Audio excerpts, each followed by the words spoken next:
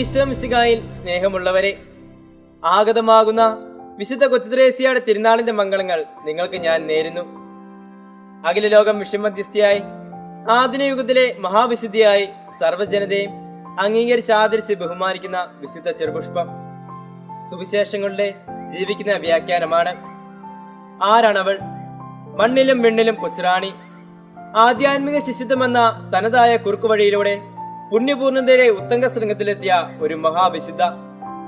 ഈ വിശുദ്ധിയുടെ ജീവിതത്തിൽ ആദ്യാന്തം നിർവഹിച്ചിരുന്നത് സ്നേഹമെന്ന പദമാണ്. എനിക്ക് ദൈവത്തെ സ്നേഹിക്കണം. ഭോഷത്വം വരെയും ആരും ഈശോയെ സ്നേഹിച്ചിട്ടില്ലാത്ത വിധത്തിൽ എനിക്ക് ഈശോയെ സ്നേഹിക്കണമെന്ന ചിന്തയിൽ ജീവിതം സമർപ്പിച്ച കർമ്മനാരാമത്തിലെ നർസൂനമാണവൾ.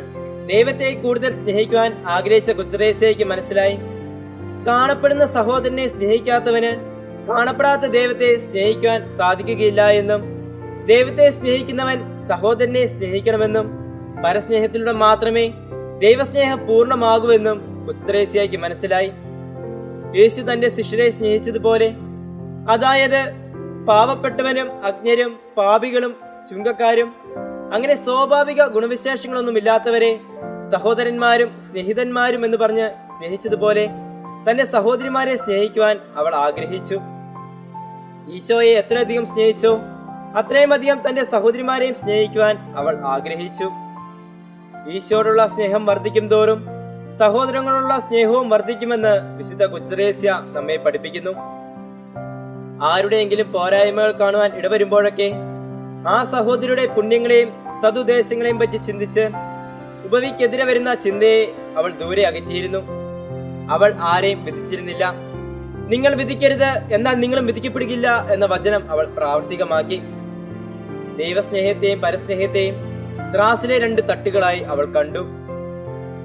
ഒരിക്കൽ വിശുദ്ധ കൊച്ചുത്രേസ്യയ്ക്ക് രോഗികളെ ശുശ്രൂഷിക്കുവാനുള്ള അവസരം വന്നു ചേർന്നു. സെന്റ് പീറ്റർ എന്ന സഹോദരിയെ പ്രാർത്ഥനയ്ക്ക് ശേഷം ദേവാലയത്തിൽ നിന്ന് ഊട്ടുമുറിയിലേക്കും വിശ്രമമുറിയിലേക്കും കൊണ്ടുപോകുക കൊച്ചുത്രേസ്യയുടെ ജോലിയായിരുന്നു. ആ സഹോദരി തന്റെ ജീവിതത്തിൽ ഒരിക്കലും സംതൃപ്തിയല്ലായിരുന്നു. എന്തൊക്കെ ചെയ്തു കൊടുത്താലും പലപ്പോഴും ആവലാതികളും പരാതികളും കുറ്റപ്പെടുത്തലും മാത്രം നൽകിക്കൊണ്ടിരുന്നു. വിശുദ്ധ കൊച്ചുത്രേസ്യ പറയുന്നു, ആ സഹോദരി പലപ്പോഴും എന്നെ കുറ്റപ്പെടുത്തി സംസാരിക്കുമായിരുന്നു എന്ന്. എന്നാൽ എന്റെ കഴിവിനനുസരിച്ച് ഞാനത് ഏറ്റവും സൗമ്യതയോടു കൂടെ നിർവഹിച്ചു. വിശുദ്ധ കൊച്ചുത്രേസ്യ പറയുന്നു, യേശു ആയിരുന്നെങ്കിൽ തന്നെ അതിലധികം സ്നേഹം കാണിക്കുവാൻ എനിക്കാകുമായിരുന്നില്ല. തന്റെ ദൈവവിളി സ്നേഹമാണെന്ന് കണ്ടെത്തിയ കൊച്ചുത്രേസ്യയ്ക്ക് മനസ്സിലായി, പരസ്നേഹത്തിലൂടെ മാത്രമേ ദൈവത്തെ കൂടുതൽ സ്നേഹിക്കുവാൻ കഴിയുകയുള്ളൂ എന്ന്. അതിന് കൊച്ചുത്രേസ്യ തന്റെ സഹോദരിമാരെ കൂടുതൽ സ്നേഹിക്കുവാനും അതുവഴി ദൈവസ്നേഹം പൂർണ്ണമാക്കുവാനും പരിശ്രമിച്ചിരുന്നു.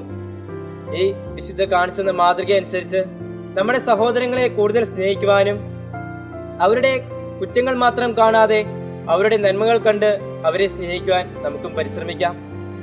സ്നേഹം സ്നേഹത്താൽ മാത്രമേ വീടുകയുള്ളൂ എന്ന് പറഞ്ഞ കൊച്ചുത്രേസ്യ സ്വർഗീയ രാമത്തിൽ നിന്ന് ദൈവസ്നേഹത്തിന്റെ നറുമലരുകൾ വർഷിക്കുവാൻ നമുക്ക് പ്രാർത്ഥിക്കാം.